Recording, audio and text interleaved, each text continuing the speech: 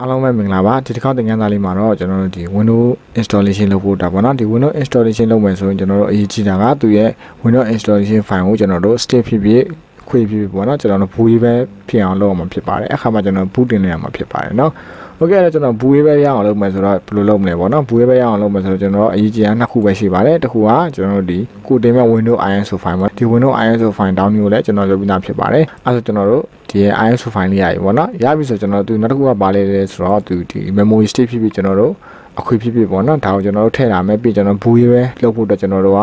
ဘန်မှုတဲ့ software တစ်ခုလိုပါအဲ့ software ကျွန်တော်တို့အရင်ဆုံးတွားတောင်းမှာဖြစ်ပါတယ်เนาะโอเคအဲ့တော့ကျွန်တော်တို့ browser ကိုတွားလိုက်ပါမယ် browser လေးရပြီကျွန်တော်တို့ rufus rufus ဆိုတာလေးကိုကျွန်တော်တို့ရိုက်ချလိုက်ပါเนาะโอเคဒီရလို့ရှိရင်ကျွန်တော်တို့ rufus ကိုကျွန်တော် download ပါတော့ဒါကိုကျွန်တော်ရွေးပေးလိုက်ပါ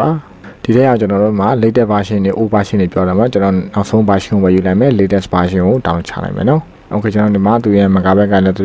3ကျော်လောက်ပဲရှိရเนาะဒါလေးကိုကျွန်တော် download ချလိုက်မယ်โอเค location ရောက်ခိုင်းကျွန်တော် desktop ပဲထားလိုက်မယ်เนาะ desktop မှာကျွန်တော်ထားလိုက်မယ်ပြီးကျွန်တော် save လုပ်လိုက်မယ် start download okay ပြီးကျွန်တော် desktop သွားကြည့်ရအောင်เนาะအဲ့ဆိုရင်ကျွန်တော်ဒီမှာ rufus ဆိုတဲ့ software လေးရောက်နေပြီဖြစ်ပါတယ် okay အဲ့တော့အဲ့ rufus ကိုကျွန်တော်တို့ဖွင့်ကြည့်လိုက်မယ်ပေါ့နော်ကျွန်တော်မှာဒီ version မကိုက်ဘူးပေါ့နော်မကိုက်တော့ကျွန်တော်တို့နောက်ထပ် version အဟောင်းကိုပြန်ရေးမှာဖြစ်ပါတယ်အဲ့တော့ဒါကိုကျွန်တော်ဖြတ်လိုက်မယ်ပေါ့နော်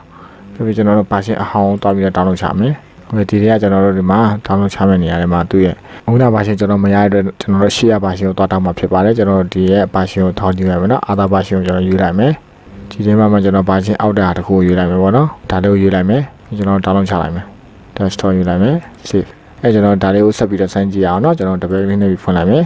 okay ဒါဆိုကျွန်တော်တို့ပွင့်နေပါတော့သူကဒီ update ပေးမှလားမေးတာကျွန်တော် update မပြီးတော့ no ပဲနှိပ်ပြလိုက်ပါ okay ဒါဆိုကျွန်တော်ဒီမှာဒီရဲ့ software လေးပေါ်လာပြီပေါ့နော်အဲကျွန်တော်ဒီထဲမှာဝင်ပြီးတော့ဆက်ပြီးတော့ setting တွေချဲမှာဖြစ်ပါတယ် okay အဲ့တော့ကျွန်တော်တို့ set ကို setting ချောင်းထုတ်လိုက်မှာဖြစ်ပါတယ် okay ကျွန်တော် set မှာ stick ကိုတက်လိုက်ပြီ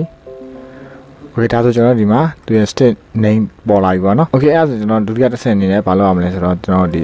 file ပေါ့နော်file ကိုကျွန်တော်တို့ဘူးရေးပဲ disk file ကိုရေးပြအောင်ဖြစ်ပါတယ်အဲ့တော့ကျွန်တော် select လုပ်လိုက်မယ်ကျွန်တော်ရဲ့ desktop ပေါ့နော် desktop မှာသွားရေးလိုက်မယ် desktop ကကျွန်တော်တို့ဒီရဲ့ file ပေါ့နော်ဒီ file ကိုကျွန်တော်ရေးပြရမှာဖြစ်ပါတယ်ဒါကိုရေးလိုက်မယ်ပြီးကျွန်တော် open ဖွင့်လိုက်မယ်ပေါ့နော်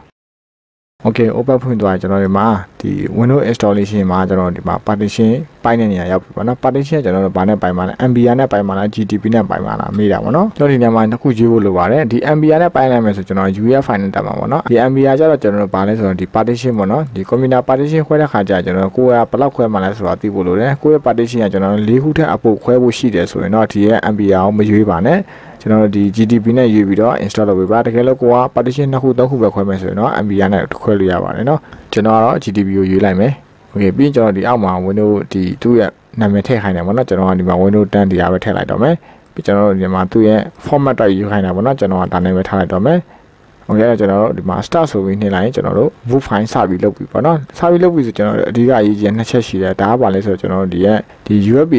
state ထဲမှာပေါ့နော်ဒီ USB state ထဲမှာကျွန်တော်တို့ရှိတဲ့ data တွေအကုန်လုံးသူကဖြတ်သွားမှာအဲ့တော့ကျွန်တော်တို့ data တွေကို backup လုပ်ထားဖို့လိုတယ်နောက်တစ်ချက်ကဘာလဲဆိုတော့ကျွန်တော်ဒီ Windows Defender မှာနော်ဒီ Windows Defender ကိုပိတ်ထားမှရမှာဖြစ်ပါတယ်တကယ်လို့ကိုယ်ဆက်မှာကျွန်တော်တို့ဒီ virus threat protection တွေခြားကျွန်တော်တို့ anti virus software တွေပွင့်နေမယ်ဆိုရင်သူကအဆင်မပြေပါဘူးเนาะဘာလို့လဲဆိုတော့ကျွန်တော်တို့ဒီ boot file ဖြည့်ရတဲ့ခါကျရင်ကိုက crop version ကိုကျွန်တော် boot file လုပ်တော့မယ်ဆိုရင်သူထဲမှာပါနာမဲ့ file တွေကကျွန်တော်တို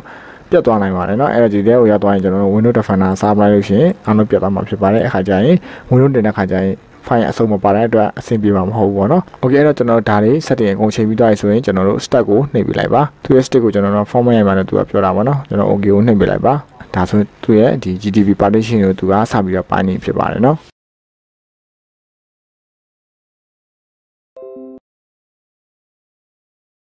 ကိုကဘူးရေးပဲလုပ်တဲ့ခါကျကျွန်တော်ဒီရဲ့ Windows file လို့ကျွန်တော်တို့ဒီ state လို့ကြတော့ကောင်းတဲ့အမှာပို့အစီပြပါမှာเนาะကျွန်တော်ဒီ Windows file ဆိုရင်ဒီကျွန်တော်ဆိုရင်ဒီ SSD သုံးတဲ့ partition ဘက်မှာကျွန်တော်ကလာပြီးထုတ်ထားတယ်ပေါ့နော်အဲ့တော့ကျွန်တော်တို့ကဒီ boot file လုပ်တဲ့ခါကျရင်ပိုမြန်တာပေါ့နော်ကျွန်တော် state ဆိုရင်ကျွန်တော်တို့ stick က USB ကောင်းတဲ့ဟာကိုကျွန်တော်သုံးဖို့လိုပါတယ်အခါကျမှကျွန်တော်တို့ဒီရဲ့ boot file လုပ်တာမြန်မှာဖြစ်ပါတယ်နော်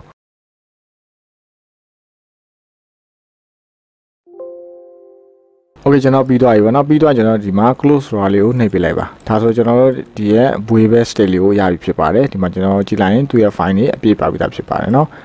်ဒီမှာသူ့ရဲ့ file တွေဖြည့်ပြီးသားဖြစ်ပါတယ်ဒီနေရာမှာတတိထားမဲ့အချက်လေးကပါလဲဆိုတော့ကျွန်တော်ဒီ Windows ရဲ့ block storage ရှိလဲဆိုတော့သိဖို့လိုပါတယ်ဒီမှာကျွန်တော် click ထောက်ပြီးကြည့်လိုက်ရင်ဒီမှာ 4.12 GB ရှိရပါတော့ဒါဆိုကျွန်တော်တို့သူ့ရဲ့သုံးရမယ့် stick ကလည်းကျွန်တော်အနည်းဆုံးက 8GB လောက်ရှိရမှာဖြစ်ပါတယ် 8GB မရှိဘူးဆိုကျွန်တော်ဒီရဲ့ file တွေကဖြည့်တဲ့ခါကျရင်အကုန်လုံးအပြည့်အဝအလုံးမလုပ်ဘဲနဲ့ ရက်သွားမှာဖြစ်ပါတယ်နော်ဒါကကျွန်တော်အရေးကြီးပါတယ်အခုနောက်ပိုင်း Windows တွေက 4K ကြော်ကြော်တွေပဲဖြစ်လာပြီနော် Okay အဲ့ဆိုရင်တော့ဒီ Windows VUI ပဲလောက်တာအဆင်ပြေပြီပေါ့နော်တကယ်လို့ကိုကရောင်းမှားပြီးဒီ state တစ်ခုကိုကျွန်တော်တို့ဒီ Windows 10 ဖြစ်ဖြစ် Windows 8 ဖြစ်ဖြစ် Windows တစ်ခုမှာကျွန်တော်သွားထိုးလိုက်မယ်ဆိုရင်သူရဲ့ Windows 10 file အလုပ်လုပ်နေတယ်ဆိုရင်ဒီရဲ့အထက်ကပါတဲ့ file တချို့ဖြတ်သွားလိမ့်မယ်နော်ဒါကတော့အရေးကြီးသတိထားမယ်ချက်ပါအဲ့တော့ကျွန်တော်တို့ဒီရဲ့ file တွေမဖြစ်အောင်ကျွန်တော်တို့ရဲ့ဒီရဲ့ stick ကိုခြားဆက်မှာမထိုးဘဲနဲ့တကယ်လို့ Windows တင်တော့မယ်ဆိုတဲ့စက်ကုံမှာကျွန်တော်တို့ UV ထိုးပေါ့နော်အဲ့ဒီအခါမျိုးမှာလည်းကျွန်တော်တို့ဒီရဲ့ဆက်မှာ Windows 10 file တွေ empty ပါတဲ့ software တွေကိုပိတ်ထားမှာဖြစ်ပါတယ်အခါမှာအဆင်ပြေမှာဖြစ်ပါတယ် Okay အဲ့ဆိုတော့နောက်တစ်သင်ခန်းစာမှာတော့ကျွန်တော်တို့ဒီ Windows installation ပိုင်းကိုတောင်းမှာဖြစ်ပါတယ်အခါကျကျွန်တော်တို့ Windows installation လုပ်ရင်ဘာတွေအရေးကြီးတယ်ဘာတွေကိုအရင်ဆုံးပြင်ဆင်ရမလဲပြီး Windows installation လို့ဘယ်လိုလုပ်အောင်လဲဆိုတော့ပြပြသွားမှာဖြစ်ပါတယ်အားလုံးကိုကျေးဇူးတင်ပါတယ်ခင်ဗျာ